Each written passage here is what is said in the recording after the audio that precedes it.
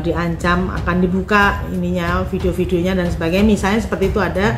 Nah itu mohon nanti disertakan, karena itu menjadi salah satu alat analisis kami yang penting bagi kami untuk menganalisis lebih jauh gitu ya, tingkat ancamannya sebagaimana, dan nanti ini juga akan berfungsi bagaimana intervensi yang dilakukan oleh LPSK atau perlindungan yang diberikan oleh LPSK itu bentuknya apa saja, seperti itu.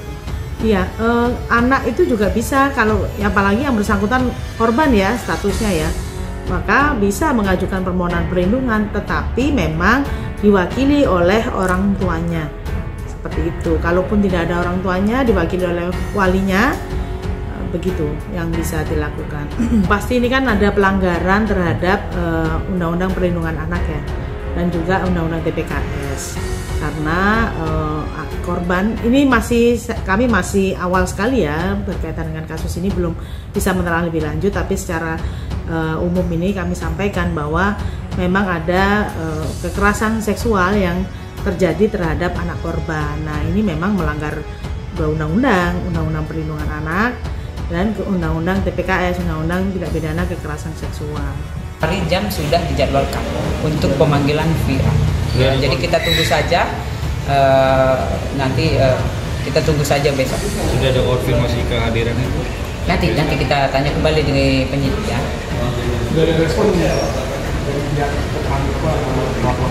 Nanti kita cek lagi ke penyidik. Yang jelas kita sudah melayangkan, sudah diterima ya. Nanti kita tunggu saja. Yang terima siapa Bu? Untuk yang terima kakaknya. Sudah terima lagi? Udah. Yang terima kakak dari Via. Dan janji untuk datang atau gimana? Ya nanti dicek kembali. Yang jelas sudah diterima. Kita cek kembali di penyidik datang atau tidak.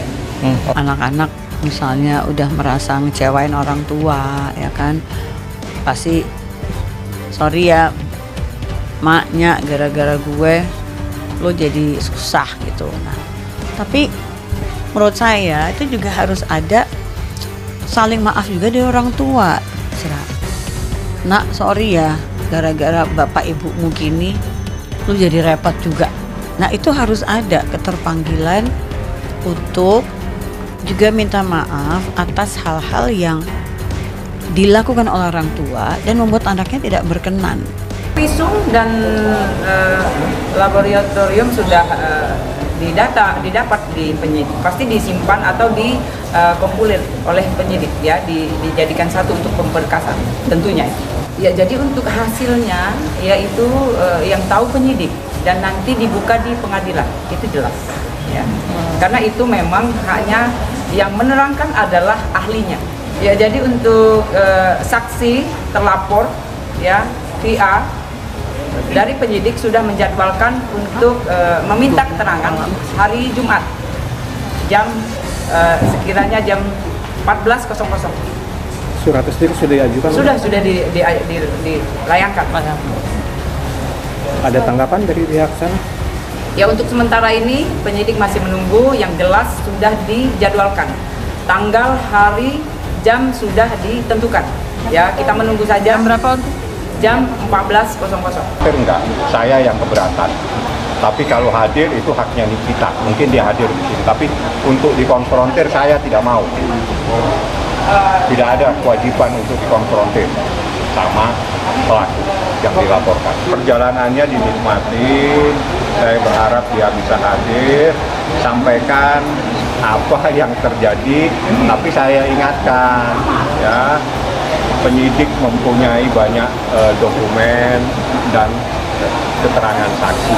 Jadi Anda tidak bisa lari kemana karena ini persoalan tindak pidana kejahatan perlindungan terhadap anak. Jelaskan pasalnya kesehatan, ya kan, undang-undang kesehatan, kemudian juga perlindungan anak, kemudian juga di KUHP itu udah jelas, ya. Kemudian memperjelas kasus ini dengan barang bukti, ya, berupa visum, foto dan lain-lain. Itu memperjelas kasus ini yang jelas 5 tahun sampai 15 tahun. Itu jelas kasus ini ya. Karena di bawah umur. Yang itu kasusnya yang dilaporkan terutama. Oleh karena itu kita cari pembuktian. Iya, pasti kita minta keterangan dari LF. Jika terbukti dengan kesaksian yang ada, ya pasti di dalam penyidikan kita masukkan, pasti dimasukkan. Itu dengan pembuktian jelas, ya, dengan fakta yang ada. Laura Mirzani Mawardi alias Loli kembali jadi sorotan usai membicarakan soal ibunya Nikita Mirzani. Gadis 16 tahun itu bilang bahwa saat dia dan Nikita belum berbaikan. Loli juga bilang dia tetap peduli dengan ibu kandungnya meski sebejat apapun kelakuan Nikita Mirzani padanya.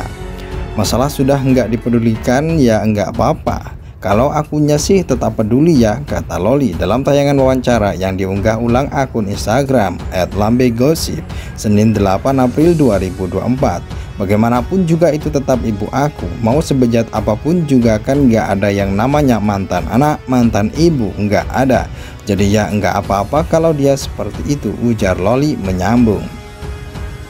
Kekasih Fadel Bajideh itu lalu mengaku sudah sejak dia tiba di Indonesia dia mencoba berbaikan dengan sang ibu. Sayangnya hingga saat ini Nikita Mirzani masih belum menerima permohonan maaf Loli.